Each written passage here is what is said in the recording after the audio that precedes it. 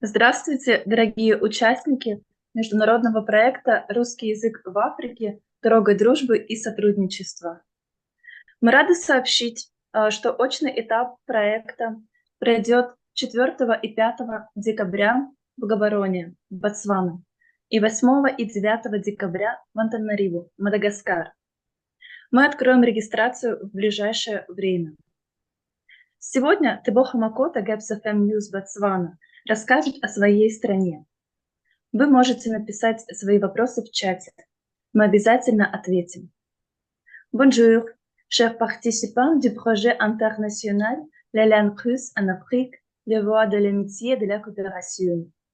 Nous sommes heureux d'annoncer que la phase présentielle du projet aura lieu les 4 et 5 décembre à Gaborone, au Botswana, et le 8 et 9 décembre à Antananarivo, Madagascar.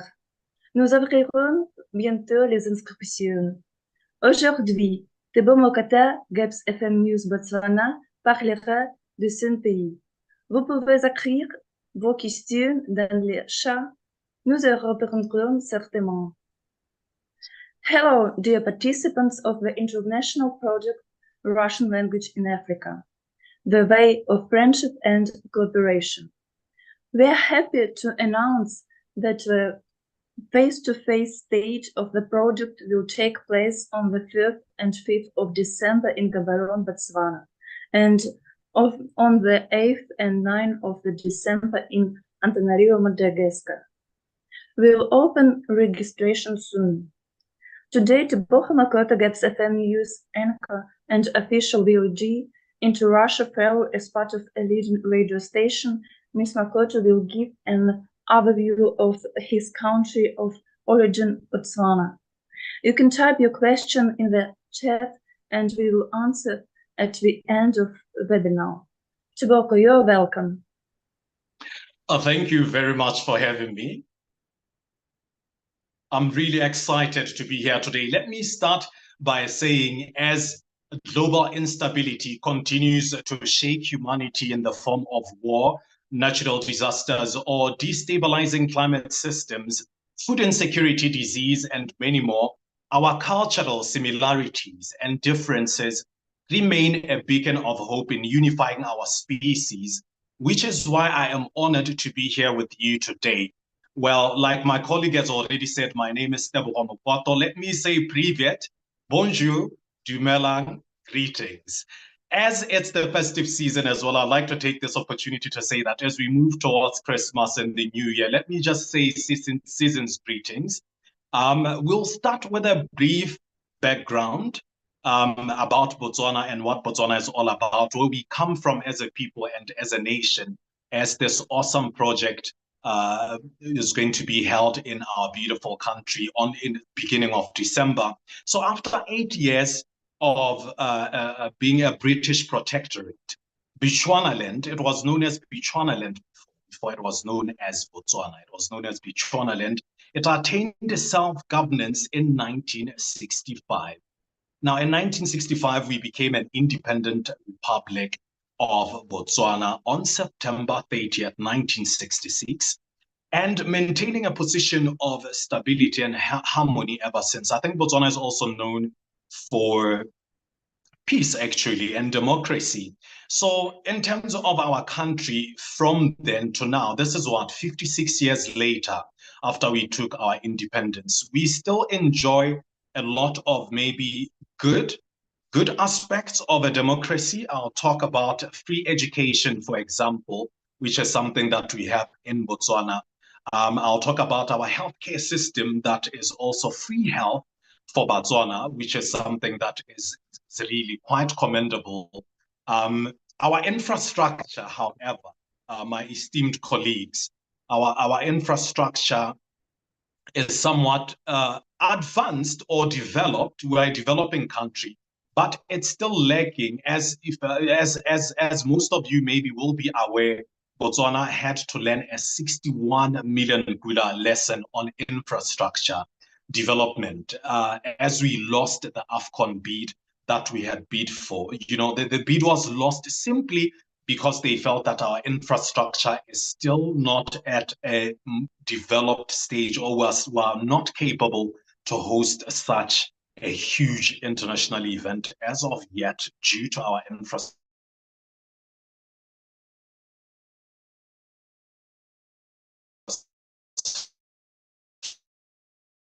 development. In the we will get there as a country, as as a nation. Botswana's official languages, as you can tell, I'm speaking in English. I'm learning a bit of the Russian as well. It's a difficult. I don't want to lie, but I'm learning and I love language. But Botswana's official languages include Setswana, of course, which is Dumelang. I greeted you and said Dumelang. That's how we say hi in Botswana. Dumelang is the way we say Privyet, bonjour, and that's our version of it. Basically, Botswana has Setswana, and the communication when it comes to official gatherings is English, of course. But we have many other languages, including Sesara, including Galanga, including Simbukushu. Some of these things I know you can't pronounce, but you just have to know, including Seyei, Shikhalahadi, Soto, and many others that we haven't actually started to appreciate as a nation. I think projects like this, of course, are teaching us to appreciate our languages, our different diverse cultures. And, it has to start somewhere. And I applaud the team the team out in Russia. My colleagues who are going to be joining us at the beginning of December for actually taking up such a project, in terms of really ensuring that we pay attention to language, we learn each other's cultures and become more unified in understanding each other's languages and culture in that way. So in terms of religion, Botswana is looking at Christianity. We are mainly a Christian nation. And then there's Islam, of course. And then there's also Hindu, there's Baha'i faith, and many others. I think Botswana's, in terms of democracy, we are really a democratic nation in terms of being inclusive in that manner. So religion is also free. You are free to choose your religion and really practice in terms of that. Now, speaking of democracy and being a democratic nation, Botswana is known globally for our democracy. We're known for being a peaceful nation. There's virtually no wars here. There's no crime. The crime rate is very low. You can walk on the streets at any, well, not in some streets, but you can take walks in different streets freely. It doesn't matter where you come from, whether you're local or not. There's no immediate threat, depending, of course, on where you go. But it's fairly the crime rate is fairly very, very low. And of course, we're looking at preparing for elections in 2024. Right now in the country, our political parties are vying for our attention. They're all looking to get our vote, as Botswana. And it's a very exciting time for the Russian delegation to be coming in as well, to actually see a bit of this, because we're anticipating, of course, campaigns, rallies aimed at really speaking to Botswana and appealing to them in terms of voting. In terms of that as well, I can really say, despite me mentioning that crime is very low in Botswana, we've been experiencing a bit of evolution. I think everything evolves, as I think our governing system needs to evolve as well. But everything evolves in terms of criminals as well. We've noticed their tactics getting more violent in recent months. But of course, the police and law enforcement has really nipped it in the bud to make sure that we maintain the peace and tranquility that we are known for globally. In talking about democracy, we're going to move swiftly along to chat a bit about, we have limited time. So I'm going to try to just give you the basics, and you'll ask questions where you want to understand and learn more about our beautiful country. I'm going to move on swiftly to talk about our diamond. Now, Botswana is known globally for our diamonds. And this is one other identifying factor, as our diamond is actually very valuable when you look at it from an international perspective. So, you know, diamonds in Botswana have had, recently there's been a bit of conflict when it comes to DBS. As the media, we sensed a bit of the conflict, but of course we couldn't get the details of it. But our president moved to ensure that there's beneficiation in terms of the diamond value chain being based in Botswana, to make sure that it benefits Botswana, because like I'm saying, diamonds are our heritage as the people of Botswana. And I would like to believe that, well, if I was president, every Botswana would own at least one diamond. Like, it doesn't matter how much money you have to own a diamond, because I feel like that's our heritage, and globally we are known for that. But DBS, for example, there was a sales agreement that was signed to really quell the conflict. A sales agreement between the Botswana Rough Diamond production through 2023. So the deal still goes on, and there's a 25-year extension of the Botswana mining license through to 2054. So I'm glad that there's still production, and I'm happy that our government is actually working to make sure that the people also benefit. You know, poverty is one thing that is pervasive, and we see it across the rest of the world. And of course, in us taking advantage of our mineral resources, this is a way that we ensure that populations in Africa, at least, you know, start to now benefit from these resources in a way that's meaningful, in a way that can improve the Africa and Botswana, of course, standard of living. You know, as we've seen poverty really take a very, very strong grip in Africa throughout the years. Now, the Botswana's mining sector is really very active. We haven't begun to even explore some of the deposits that we have. But in our government moving towards this, I see a bit of concern, and I'm sure maybe some of my colleagues will share it, at least if you're, or especially if you're concerned about climate change. You know what I mean? Mining tends to say we release more carbon into the atmosphere. Is that the path that we want to be going? But our mining sector is very, very active. We have new players that have just come in, especially in the diamond space. That's HP Antwerp from Belgium. So they've recently joined the diamond value chain in Botswana. So that's really exciting in terms of economy, in terms of investment opportunities that are available within the country.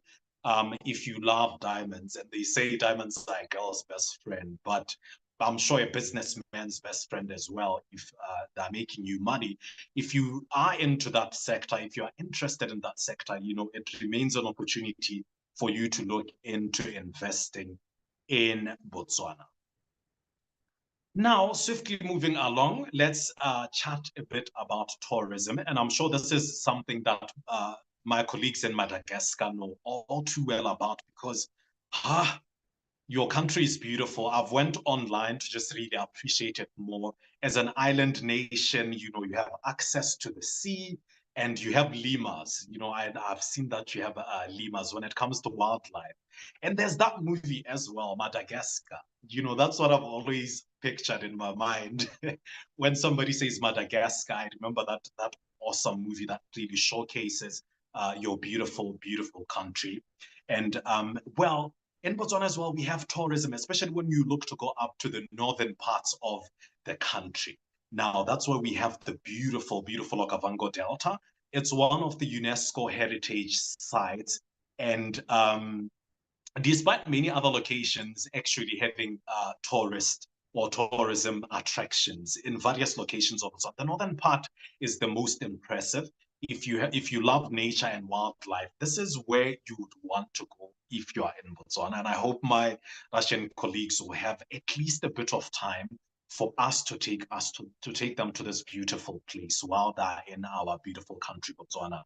The Okavango Delta also have this. This is a Setswana word. It's in, if I'm not mistaken, it's Kwese. And I want to challenge you guys to learn it.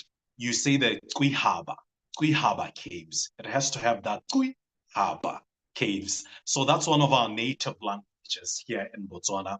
This cave existed, well, research has found that it was there 2 million years ago. It dates back to 2 million years ago. And it's one of the most interesting places that you can check out in Botswana. And once you get to Okavango, you have access to Victoria Falls. You know, you have access to really beautiful places in terms of talking tourism within our country. I'm gonna move on from tourism. I hope that you have questions that you ask so that I can go into finer details. Because of the limited time, I'm just really trying to give you everything in a nutshell, you know, so that you can have an idea of different sectors, different aspects of our country. So I'm gonna move on to agriculture. You know, food security has become very critical when we're looking at the fact that climate change, of course, is threatening food security across the world, you know, and this is something that our government here in Botswana has tried to develop strategies to ensure that we are more sustainable in terms of food production. Botswana recently closed her borders in terms of certain produce or certain agricultural produce coming into the country. And this strategy seems to be gaining favor. And government wants to start commercial scale farming within the country because Botswana still do, what do you call it? They farm, not sustain. I've forgotten the word, but they farm to feed themselves. They farm and eat. They don't do it at a commercial scale, you know. So basically, government is trying to say we need to move towards not importing so much and having industry, active industry within the country, which we currently don't have. If you understand, Botswana is based in a semi-arid desert, you know, so farming certain produce becomes a challenge, and you need to now start to employ technology and, you know, really be intensive and intentional in terms of your strategies when it comes to agriculture. That sector also stays open in terms of investment. I was in Russia a few months back. You know, I got to meet a very, very prolific company, Uralchem. They work in producing fertilizers. Russia, as you might know, produces most of the world's fertilizers. So, you know, I had spoken to them as well, or had a chat to them about opportunities that exist here, because as we move towards producing our own food, it goes to say we are going to start consuming more fertilizer, you know, so opportunity stays open in terms of investment, in terms of business in that way. So that's one other sector that I think is very interesting. And we love food, you know, we love food. Botswana is known for its amazing beef that I'm glad that some of our colleagues will get a chance to actually sample when they're here. I'll see to it that you try a steak or two while you are in the country. Now, I'm going to move on to global challenges. And this goes without saying. I think we're all noticing, whether you are in Russia, whether you are in Moscow, St. Petersburg, I love that place, but I love Moscow better. I'm a Moscow kind of guy. But I'm sure even in Madagascar, you know, you've noticed changing weather patterns. Climate change is really starting to rear its ugly head. And we're seeing more and more changes in terms of our climate. And Botswana is not immune to this as well. Currently, we've seen wildfires breaking out within the country as we have very, very dry grass and there's low rainfall. We're experiencing an El Nino, but it seems to be exacerbated, of course, by the changing climate. So, you know, that has also really shown impacts in terms of climate change. We've experienced abject heat waves. I think we've recorded the highest temperature just this, because summer in Botswana begins in September, just around my birthday, because my birthday is on September 14th. I want a present next year. So, so summer begins around my birthday, September. And we've seen very, very high temperatures, you know, recording 43 degrees Celsius at one point for an entire week. It was very, very hot. And you know, it's unprecedented in its effect. And I think it's just really aspects of climate change starting to show that we need to really take it seriously and move towards really limiting our carbon emissions in every way that we can. And I think starting with language and understanding each other, two different nations coming together. This is Russia, this is Africa, and it's starting in Botswana. I'm greatly honored, if I may say so, starting in Botswana, we are starting to find ways to understand each other better in terms of communications. And, learning each other's language will prove to be very instrumental in terms of facing these challenges that we see globally. And COVID-19 showed us that we need to be more unified as the human species. We need to let go of such things as color. We need to let go of such things as racism. We need to move away from really things that are divisive when it comes to us connecting as human beings. We need to highlight, I think we need to highlight similarities in our cultures, in our language, in our values, in our beliefs, and also appreciate the differences that are there. Diversity is so important. We see nature teaches us a lot when it comes to this, to show us that diversity is the spice of life. We have to celebrate those differences, learn and enjoy life, from really exploring the differences that our different cultures share. And I can't wait to learn about Madagascar as well. The lemurs, you're an island nation, so seafood, I'm sure, is very, very extensive when it comes to Madagascar. So I find that incredibly exciting. And in terms of global challenges, COVID-19, of course, we're still experiencing some of the impacts, especially when it comes to our economic standing. There's high inflation. The cost of living is actually going up as well. You know what I mean? So, your pockets have to be really deep to survive these challenges that we are seeing in terms of the economy. And I think we just need to move towards more sustainable economic practices that can afford everyone an opportunity to afford and live a dignified life. You know what I mean? So I hope we start to move towards that. And in closing, as I'm left with about 8 minutes, I can talk and talk. I'm a radio and TV personality, so I'm paid to talk. So I can go on and on and on without ceasing. But I hope you are keeping up with my presentation, short and brief. And I want you to feel free to ask any question that you want to ask about Botswana and my views as well in terms of this project as well. So please feel free. And I hope it's engaging for you. I wanted it to be very engaging and interesting. So pick your interest and talk to me about it as we close. I want to talk about our city life. Africa, as a journalist, and well, Russia gave us an opportunity to actually go to Russia and see see Russia from the Russian perspective. And while I was there, I also wanted for people or the global world to also see Africa from the African perspective, because we're not only, as global media and as movies maybe will show, we shouldn't be known only for poverty, disease, and the fact that we don't have enough in terms of financial standing and we are struggling. There is development and there are beautiful places in terms of city life. I'm going to talk about our city, that's Gaborone, Botswana. You say Gaborone. Botswana has a lot of so you have to Gaborone. This is where my beautiful colleagues from Russia will be at the Gaborone Avani Resort come the 4th and the 5th of December. Very excited about that. So we have a beautiful nightlife in the country. You can go clubbing. Like I said, it's very safe. You can go clubbing, meet Botswana, see how we party, because I think we also try very much to be international and inclusive.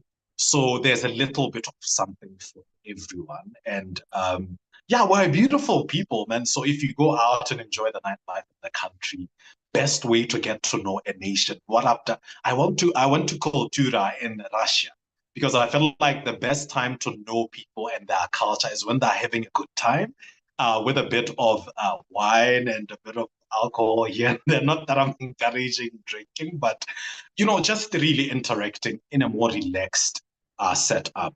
So there is that. And as I said, we love our food as well. There's traditional food here in Botswana. Botswana has the best beef globally. We export to Europe. And traditional music is beautiful. Modern music as well. So in that mouthful, I've spoke for 25 minutes straight without stopping. So I'm going to kindly say, Das Vidania, I hope you've enjoyed my presentation. I'm willing to teach you so much more about our country. And please feel free to contact me. I work for Gabz FM. Go online, find me at TebsBW on Instagram, on Facebook, on Twitter as well. Reach out if you are interested in knowing more about Botswana. I'm more than willing to actually tell you a lot more. And I'm always looking forward to collaborations that can also really foster us learning different languages. I want to learn the language in Madagascar. I have no clue what. I don't know if it's French. I did try to say bonjour. I do try to learn a bit of every language to show respect and honor to a people. You have to try to learn, at least learn how to say hi. You know, the classes that we've been on in terms of this project as well have been monumental in us learning Russian. I can say Kaktila, Kakuvastila, Sevodnya. Do you see? I try to learn the pronunciation. It's very tricky, but I'm learning. I go on YouTube also to just really appreciate and learn as much as possible. With that being said, I'm so happy that you've joined us today. That is all from Botswana for now. I'm sure we'll get to learn more as time goes. Thank you so much. Yes, dear Tebogo, thank you so much for this great overview of your country. This is really a huge connection right now between Russia and Botswana and Gaborone. So thank you. We are really exciting to come to Gaborone on 4th and 5th of December. So it's less than a month, and the registration will be opened today and tomorrow. So anyone who would like to join the project live on face-to-face stage of the project, please join us in Gaborone. And again, Tebogo, thank you so much. We have people joined us from Senegal, from Uganda, and they also say greetings to you, to the great and thank you for the great presentation, and say that you're an amazing journalist. So, and we join. Thank you. Wonderful. About that. Yeah. So, and we still have some questions, if you don't mind. Yeah. So you said that you visited Russia some time ago. How was your expectation about Russia before you go there and after that? Was it different, what you expected and what you saw when you came to Russia? I think, obviously, and it goes for a lot of us. And before I answer that question, let me say hi to my colleagues that are also, I'm sure, joining us. I know Senegal was also there in Russia for the Inter-Russia program. So hi to all of you. I'm honored that you can join us. There was Senegal, there was Uganda, there was DRC, there was South Africa, there was the Gambia, there's Zimbabwe. There was a lot of us. But hi to you guys. I think all of us, and I'll speak for them as well, because we shared our experiences when we were in Russia. We came in with an expectation. As journalists, we of course look to media a lot. So we came in with an expectation of finding utter instability because of the war.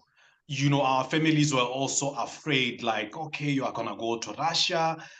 There's war. Are you sure that's what you want to do? I'm like, yeah, I'm gonna go, because I'm looking at the cultural aspect of it. And like I said in the beginning, I think it doesn't matter what we go through, whether there's war, whether there's instability. We need to find hope.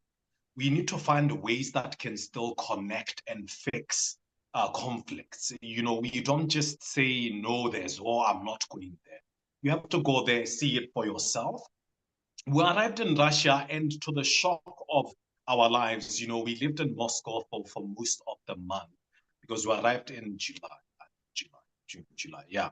We lived in Moscow, and we saw life go on normally. There was no abject instability. The people were abjectly kind.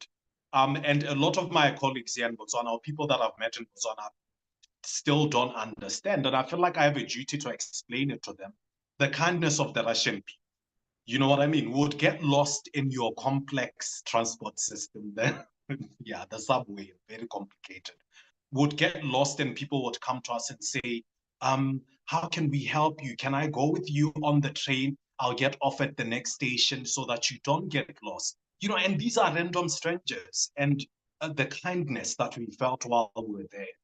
There's no racism, because a lot of people were like, no, you know, they're racist, this and that. I'm like, no, we didn't experience any of that. And of course, people have their preferences. People will have their own views and so forth. We didn't experience a lot of the negative stereotypes that people tend to believe from the movies, from Western media about Russia.